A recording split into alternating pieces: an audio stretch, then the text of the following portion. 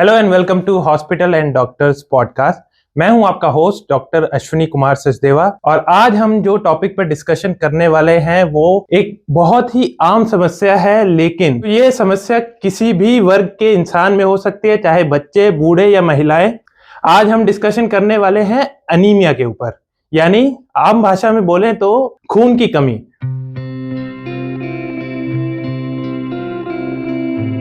और इस पर डिस्कशन करने के लिए आज हमारे साथ अवेलेबल हैं doctor Mukesh Chawla, who is a haematologist और खून के रोगों के विशेषज्ञ।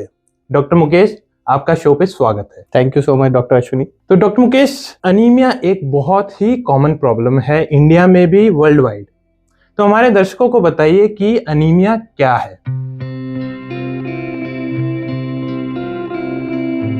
जैसे कि अनीमिया हम आम भाषा में बोले खून की कमी होना जी, तो इंडिया में ऑलमोस्ट आप बोलिए 80 to 90% अनीमिया से इफेक्टेड है। ओके। जो हम बोलते हैं कि खून की कमी होना, या हमारे बोन मैरो में एक स्पेसिफिक सेल्स बनते हैं जो एक रेड सेल्स होते हैं जिसमें खून बनता है। ओके। तो उसमें रेड सेल की कमी या अंदर जो हीमोग्लोबिन होता है उसके अंदर, जिसको हम खून बोलते हैं, उसकी कमी को हम साइंटिफिक टर्म में अनीमिया को बोलते हैं। तो WHO ने एक फिक्स किया हुआ है कि भी इस स्पेसिफिक लेवल के नीचे अगर हमारा खून जाता है तो उसको हम अनीमिया बोलते हैं। तो अगर हम बात करें, वो मेल्स में अलग होता है, फीमेल्स में अलग होता है। तो WHO की जो गाइडलाइंस हैं उसमें मेल्स में अगर 13 ग्राम से खून अगर कम हो जी, तो उसको हम अनीमिया बोलते हैं। फीमेल्स में अगर 12 ग्राम से खून कम हो तो हम उसे अनीमिया बोलते हैं। तो उसके लिए हमें जानना बहुत जरूरी है कि हमारा नॉर्मल लेवल कितना है। ओके। तो वो भी मेल्स और फीमेल्स में अलग अलग होता है जी। तो रफली हमारा usually in the range of 13 to 17 ग्राम पर डेसीलीटर होता है, 13 से 18। मेल्स में हम बोल देते हैं 13 से 18 होता है, फीमेल्स में 12 से 17 होता है। ये जानना जरूरी है कि लोगों में जैसे कहते हैं कि खून की कमी हो गई, तो खून की कमी सिर्फ अनीमिया नहीं है, अनीमिया भी खून का एक स्पेसिफिक पार्ट जो कि आरबीसी वो कम है, तो उसको हम अनीमिया बोलते हैं। तो आगे चलेंगे, अगर अनीमिया है तो क्या क्या सिम्टम्स आ सकते हैं पेशेंट को। बिल्कुल, अनीमिया होने के कारण भी बहुत सारे होते हैं, बट सिम्टम्स पहले जानना बहुत जरूरी है, क्योंकि अगर हमें सिम्टम्स पता होंगे तभी हमारा पता चलेगा कि डायग्नोसिस, तभी हम उसके कारणों की तरफ जाएंगे। तो अनीमिया एक तरह से आप कह लो कि बीमारी नहीं है, ये सिम्टम है। ठीक है, जैसे बुखार आना बीमारी नहीं होता है, एक सिम्टम होता है किसी बीमारी का। हम बोलते हैं कि वो एक साइन है। Anaemia is a sign of a disease. So it's a sign जो एक अंडरलाइंग डिजीज का हमें बताता है कि कोई प्रॉब्लम हो सकती है।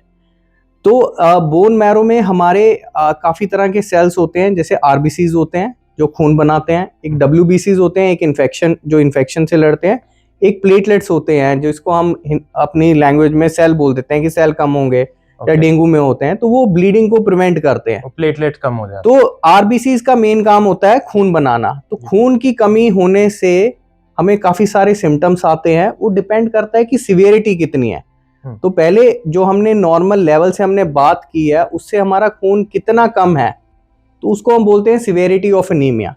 तो depending upon severity of anaemia हमें सिम्टम्स आएंगे।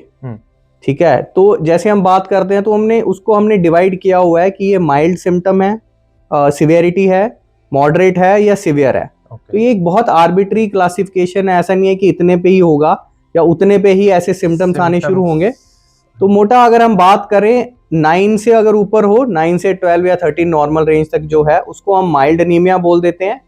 मॉडरेट हम अगर कुछ 7 to 9 बोलते हैं, कुछ 6 to 9 बोलते हैं। तो रफली बोलें कि anywhere between from 6, 7 to 9 it is moderate anaemia, और 6 या 7 से नीचे होना सीवियर एनीमिया होता है। हीमोग्लोबिन का लेवल अगर 6 से नीचे है तो सीवियर है।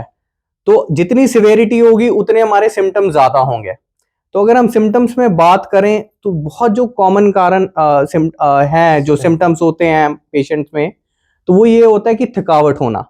तो थकावट होना, वीकनेस, लिथार्जी, पैरों में दर्द होना, तो ये बहुत आम सिम्टम्स हैं जो इसमें हैं, जिसको हम बोलते हैं कि लेथार्जी और जनरलाइज वीकनेस। इसके अलावा खून कम होने के बहुत सारे और सिम्टम्स भी आते हैं, जैसे बिल्कुल सांस चढ़ना लग जाना, अगर थोड़े डिस्टेंस पे ही वॉक करना है तो काफी सारे उसको पेशेंट्स हार्ट के सिम्टम्स से या चेस्ट के सिम्टम्स से उसको कर देते हैं, क्योंकि खून की कमी होने की वजह से भी सांस चढ़ता है।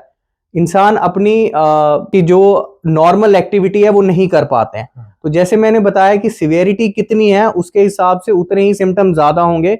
जितना ज्यादा खून कम होगा उतना बंदा जल्दी थक जाता है, काम कम कर पाएगा। नॉर्मली जैसे हीमोग्लोबिन का फंक्शन होता है बॉडी के अदर ऑर्गन्स में ऑक्सीजन लेके जाना। यस। तो अगर टिश्यूज को ऑक्सीजन नहीं मिल रही है तो वहां पे थकावट और बिल्कुल सिम्टम आएंगे। उतनी जल्दी इंसान थक जाएगा, क्योंकि हमारे हर बॉडी के जो भी ऑर्गन्स हैं, टिश्यूज हैं, फंक्शनिंग के लिए ऑक्सीजन चाहिए जी। तो जो हीमोग्लोबिन या रेड सेल्स होते हैं वो हमारी ऑक्सीजन लेके जाते हैं। उसकी वजह से जितनी खून कम होगा उतनी ऑक्सीजन कम जाएगी, उतनी जल्दी थकावट होगी। तो उस कारण से क्या है कि हमारे हार्ट पे भी लोड पड़ेगा, हार्ट के सिम्टम्स भी बढ़ने शुरू हो जाते हैं जिनको हार्ट की प्रॉब्लम होती है। इसके अलावा हम अगर और बात करें, धड़कन तेज होना, जैसे मैंने बात किया कि हार्ट के सिम्टम्स बढ़ जाते हैं। नींद नहीं आना, बच्चों में अगर बात करें, चिड़चिड़ापन रहना, कंसंट्रेशन नहीं कर पाते हैं पढ़ाई में, ब्रेन फॉगिंग बड़ी जल्दी होनी शुरू हो जाती है। तो ये कॉमन है, टांगों में दर्द होना, पिंडियों में दर्द होना, तो ये कॉमन सिम्टम्स हैं जो हमारे आते हैं अनीमिया की वजह से। तो जितनी ज्यादा सिवियरिटी होगी उतने ज्यादा सिम्टम्स ये बढ़ेंगे। तो अगर ये आगे ट्रीटमेंट जैसे हम बात करेंगे बाद में, तो इसकी क्या कॉम्प्लिकेशन भी क्या हो सकती हैं कि अगर ये सिम्टम्स हैं और ये कभी प्रोग्रेस भी कर जाते होंगे कि इसमें कुछ और ऑर्गन डैमेज वगैरह कर सकते हैं?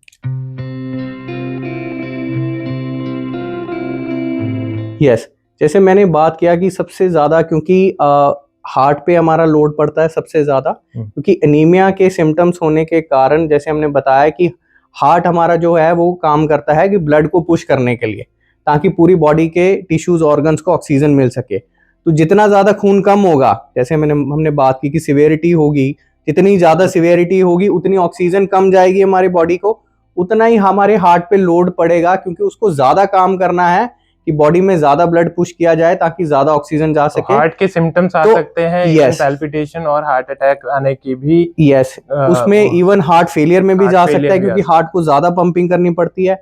अब यही है कि वो ब्लड हमारे डिफरेंट ऑर्गन्स को कमी होनी शुरू हो जाती है, तो डिफरेंट ऑर्गन्स पे भी इम्पैक्ट होना शुरू हो जाता है।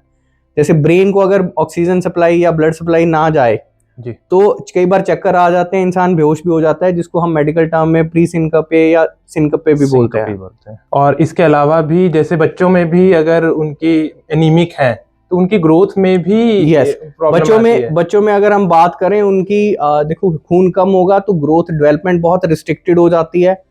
स्टडीज में अगर हम बात करें, लर्निंग एबिलिटीज में बात करें, कॉग्निटिव डिक्लाइन होना शुरू हो जाता है। ये हर एज में है, क्योंकि अगर हीमोग्लोबिन नहीं जाएगा तो हमारे जो बच्चों में ब्रेन डेवलपमेंट होती है वो रिस्ट्रिक्टेड हो जाती है। तो बोथ फिजिकल और mental development delays also happen. इसके कारणों की बात करें तो क्या क्या कारण हो सकते हैं एनीमिया डेवलप होने के? हम जानते हैं कि एनीमिया के बहुत सारे टाइप्स भी होते हैं, बट इसमें क्या क्या कारण हो सकते हैं?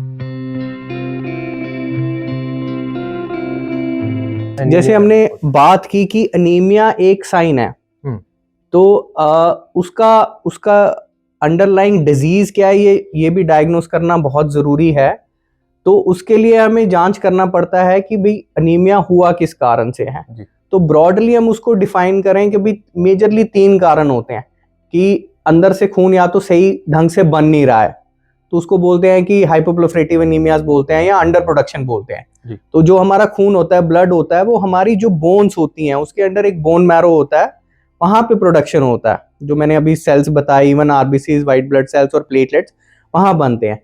तो अगर प्राइमरी गड़बड़ वहां पे हो गई कि अंडर प्रोडक्शन हो रहा है या खराब तरीके से बन रहा है, तो इनको एक हम बोलते हैं हाइपोप्रोलिफरेटिव एनीमियाज, कि हमारी प्रोडक्शन फैक्ट्री में ही प्रॉब्लम आ गई है।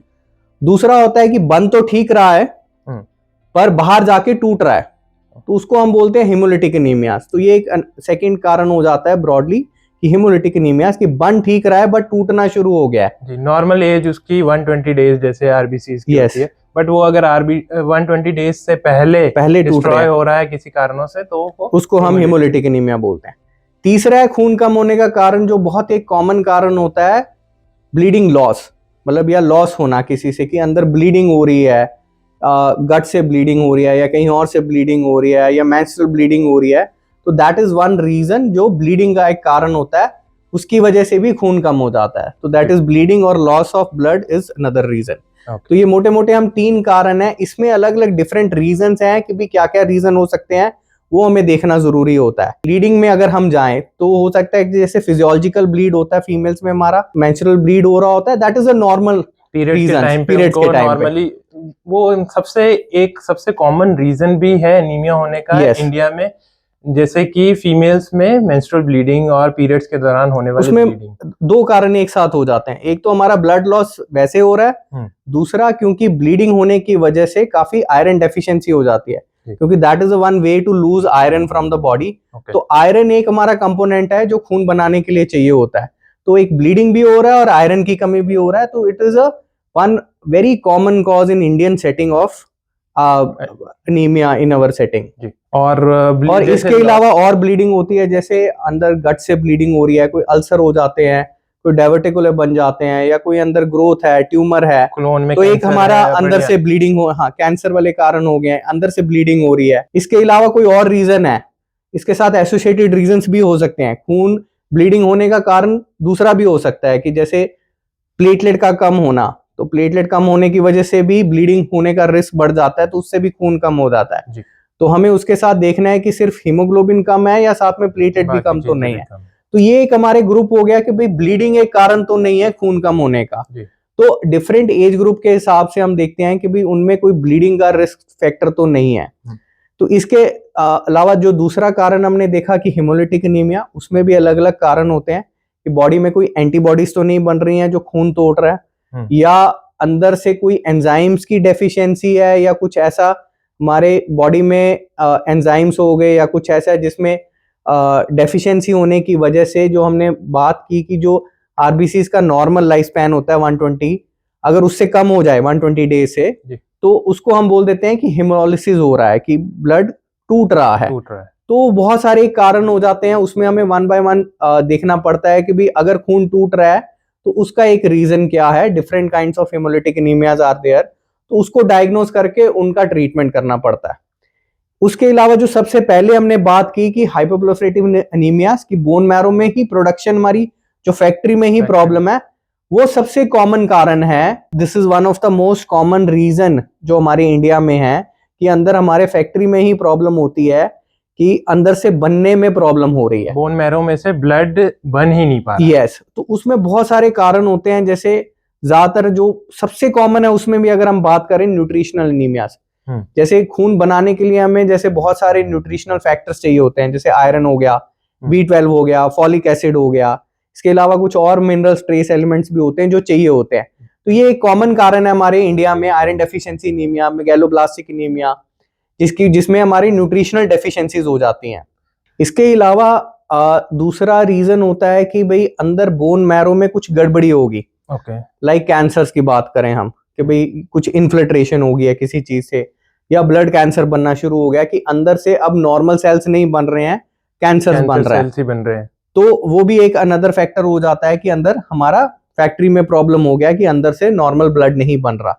तो डिफरेंट कारण हैं। अगर हम देखें कि एज स्पेसिफिक भी हमें देखना पड़ता है, कि बच्चों में अलग कारण है, फीमेल्स में अलग कारण है, एल्डरली में अलग कारण है, मिडिल एज में अलग कारण है, तो उसके हिसाब से भी हमें देखना पड़ता है कि उस एज के हिसाब से क्या कारण है, और इन 3 ग्रुप्स में हम डिवाइड करते हैं और उसके हिसाब से कारण ढूंढते हैं, कारण ढूंढ के हमें उसको ट्रीटमेंट करना पड़ेगा। तो ये एक और क्वेश्चन है कि ये जेनेटिक्स कारण भी इसमें कुछ शामिल होते हैं, कि जेनेटिक इश्यूज हैं कि उसके वजह से उनका ब्लड नहीं बन पा रहा है?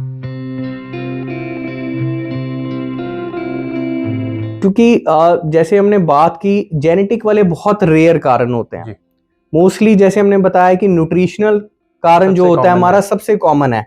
तो जेनेटिक बहुत ही, हम बोलें कि 10 से 15% होगा जो जेनेटिक रीजंस होंगे, अदरवाइज खून कम होने का कारण ज्यादातर आपका न्यूट्रिशनल या एक्वायर्ड फैक्टर्स हैं, जिसकी वजह से खून कम होता है। तो maximum are your acquired factors, they are not genetic factors and can be treatable. Yes, वो एनवायरमेंटल है कि हमारे या तो आयरन की कमी है, या B12 की कमी है, या खून टूट तो नहीं रहा, या कोई और रीजन है, तो वो ज्यादातर एक्वायर्ड कारण हैं, they are not genetic, treatable. Yes, and mostly treatable. तो अगर आपके पास पेशेंट आता है जैसे एनीमिया के साथ में, तो व्हाट ऑल सिम्टम, जैसे आपने बताया वो सिम्टम के साथ में आया, तो how do you diagnose it and क्या क्या टेस्ट की रिक्वायरमेंट होती है उसको डायग्नोस करने के लिए?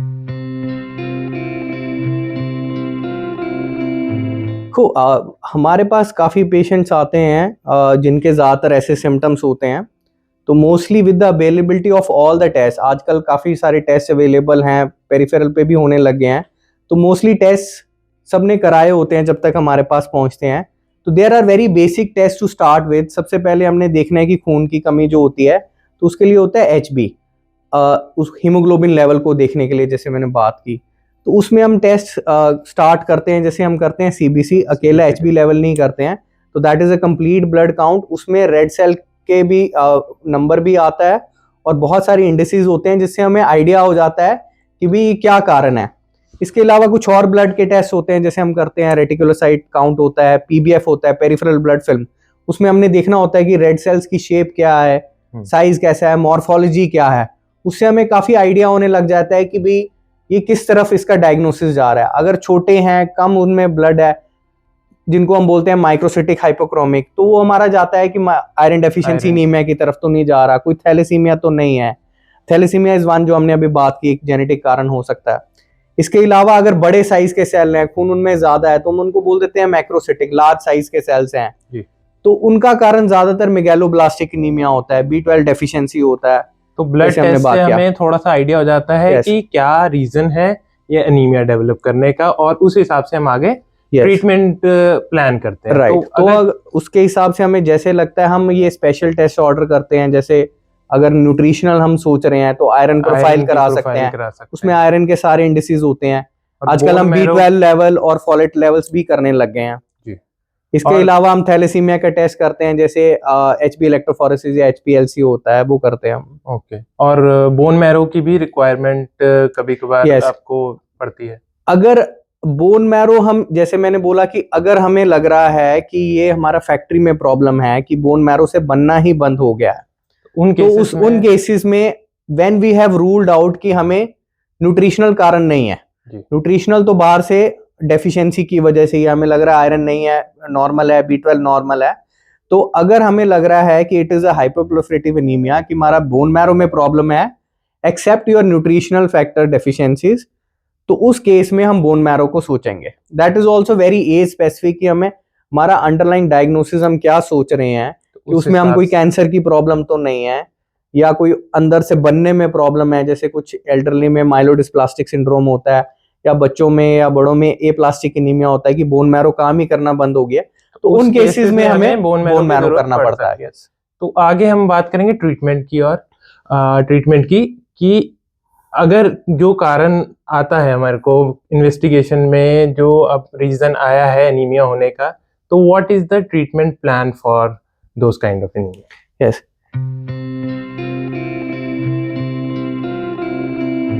सो जैसे हमने बात की कि मोस्टली कारण जो होते हैं वो एक्वायर्ड रीजंस होते हैं, and nutritional deficiencies are the most common reason. तो हमने पहले उसी में डायग्नोसिस बनाना है कि भाई ये क्या है। अगर आयरन डेफिशिएंसी एनीमिया बन रहा है और मेगैलोब्लास्टिक एनीमिया, ये हमारे दो मेन कारण है जो बोले, तो ज्यादातर वो एज स्पेसिफिक क्या रीजन है हम उसके हिसाब से भी ट्रीटमेंट करते हैं। अगर तो हमारा आयरन डेफिशिएंसी एनीमिया आ रहा है तो इसका मतलब बॉडी में आयरन की कमी है। तो अगर हम बात करें कि इट कैन बी फिजियोलॉजिकल और पैथोलॉजिकल दोनों। फिजियोलॉजिकल क्या करें कि हमारा जस्ट रिक्वायरमेंट हो रहा है, ज्यादा बढ़ रहा है। जैसे हम अगर बच्चों में बात करें कि उनको जैसे ग्रो करना है, हमने बात भी की है कि ग्रोथ डेवलपमेंट हो या रिस्ट्रिक्शन होनी शुरू हो जाती है, क्योंकि वो ग्रोइंग एज में है, उस टाइम पे उनको आयरन की रिक्वायरमेंट है। तो अगर आयरन कम चल रहा है तो उनका ग्रोथ रिस्ट्रिक्शन होना शुरू हो जाएगा। अगर आयरन की कमी है तो हमें उसमें आयरन हमें रिप्लेसमेंट करना पड़ेगा। सेम जैसे अगर हम मैच्योरेटिंग फीमेल्स में बात करें, क्योंकि हर महीने उनको पीरियड्स आते हैं तो काफी आयरन लूज हो जाता है, आयरन की जरूरत, तो उनको आयरन की सप्लीमेंटेशन करनी पड़ती है। अब हम अगर बात करें कि आयरन सप्लीमेंटेशन दो तरीके से किया जा सकता है, ओरल टैबलेट की फॉर्म में भी किया जा सकता है या इंजेक्शन की फॉर्म में भी किया जा सकता है। तो इसके अलावा अगर बाकी रीजंस होते हैं तो उसके हिसाब से आगे ट्रीटमेंट प्लान की जाती है। जैसे इसके साथ अगर आयरन की कमी आती है हम उसका कारण भी ढूंढते हैं कि भाई वो सिर्फ फिजियोलॉजिकल है, लूज हो रहा है, या क्या है, या कोई रीजन है। जैसे बच्चों में मैंने बात करें, बहुत कॉमन रीजन है, इवन एडल्ट्स में वर्म इन्फेस्टेशन हम बात करें कि पेट में कीड़े होना, तो ये इंडिया में बहुत कॉमन प्रॉब्लम है जिसकी वजह से आयरन डेफिशिएंसी एनीमिया होता है। तो हमें साथ में उसका कारण भी ढूंढना है आयरन डेफिशिएंसी एनीमिया का। कुछ को वीट एलर्जी निकलती है, बहुत कॉमन है, जो हमारे अभी भी पिक नहीं हो पाता है, तो जिनकी वजह से एब्जॉर्प्शन में भी प्रॉब्लम हो सकती है कि आयरन बॉडी में ले तो रहे हैं बट एब्जॉर्ब ही नहीं हो पा रहा है, तो उन केसेस में भी आयरन सप्लीमेंटेशन की जरूरत बिल्कुल। जैसे वीट एलर्जी एक है जिसको हम सीलिएक डिजीज बोलते हैं, इसमें हम आयरन ले तो रहे हैं बट उसमें हमारा एब्जॉर्प्शन में प्रॉब्लम हो रहा है। इसके अलावा और क्या ट्रीटमेंट प्लान होते हैं? जैसे वही है कि न्यूट्रिशनल हमने कारण देख लिए हैं, तो इसके अलावा हम देखते हैं कोई जेनेटिक कारण तो नहीं है, थैलेसीमिया तो नहीं है, या जैसे हमने बात की कोई कैंसर वाला डाउट तो नहीं लग रहा, या कोई ए प्लास्टिक एनीमिया तो नहीं है, या कोई एमडीएस तो नहीं है। अगर हम बात करें ए प्लास्टिक और एमडीएस क्या है, ए प्लास्टिक में हम बात करते हैं कि बोन मैरो का अंदर से प्रोडक्शन ही बंद हो गया, ना उसमें रेड सेल बन रहे हैं, ना व्हाइट सेल बन रहे हैं, ना प्लेटलेट्स बन रहे हैं। इस कंडीशन में हम बोन मैरो करते हैं, तो ये बहुत एक स्पेसिफिक कंडीशन होती है, इसको बोलते हैं ए प्लास्टिक एनीमिया। ये बहुत खतरनाक बीमारी होती है जिसमें ब्लड ट्रांसफ्यूजन बार बार चढ़ानी पड़ती है। इसका बहुत इमीडिएट ट्रीटमेंट करना पड़ता है, जो कुछ इंजेक्शंस के फॉर्म में है या बोन मैरो ट्रांसप्लांट ही करना पड़ता है। तो जैसे मैंने बात की कि स्पेसिफिक डायग्नोसिस बनाना भी बहुत जरूरी है। इसके अलावा अगर हम बात करें एल्डरली में, बुजुर्गों में खून की कमी होना बहुत एक कॉमन कारण है। तो सब यही बात करते हैं, हमने ये ले लिया, आयरन ले लिया, हमने खाने पीने वाली सब चीजें ले ली हैं, हमारा थोड़ा खून बढ़ा पर फिर उतना ही चल रहा है। कारण ढूंढना सबसे तो कारण ढूंढना, उस एज में भी हम बोन मैरो करते हैं, तो काफी बार हमें जो उस एज में रहता है माइलोडिस्प्लास्टिक, जिसको हम एमडीएस बोलते हैं, कि बन तो रहा है बट ठीक से नहीं बन रहा है। तो कह लो कि बोन मैरो भी एज्ड हो गया है एज के साथ, कि वो अब ठीक से नहीं बना रहा है, तो वो उसमें भी एक अलग तरह का ट्रीटमेंट होता है, कुछ मेडिसिन या इंजेक्शन के साथ करना है, क्योंकि उसमें सिर्फ न्यूट्रिशनल डेफिशिएंसी नहीं होती है, वो अंदर से ही बनने में प्रॉब्लम हो गया। इसके अलावा अगर हम बोन मैरो करते हैं, कई बार हमें कैंसर की फॉर्म्स भी मिलती हैं, तो कैंसर की फॉर्म डायग्नोस करना, यस बिल्कुल, उसमें हमें बिल्कुल अलग अलग टाइप्स होती हैं और उनमें कीमोथेरेपी टाइप ऑफ ट्रीटमेंट ही देना पड़ता है। तो थैंक यू डॉक्टर मुकेश, आपने हमारे दर्शकों को एनीमिया से रिलेटेड इतनी इम्पोर्टेंट जानकारी दी। अगर आपके भी कुछ सवाल हैं जो इस पॉडकास्ट में आज कवर नहीं हो पाए हों, तो आप हमें नीचे कमेंट में पूछ सकते हैं या फिर नीचे दिए गए नंबर पर व्हाट्सएप कर सकते हैं, हमें कॉल कर सकते हैं। अगर आपको यह एपिसोड पसंद आया हो तो आप इसे शेयर करें और लाइक करें और हमारे चैनल को सब्सक्राइब करें। Thank you.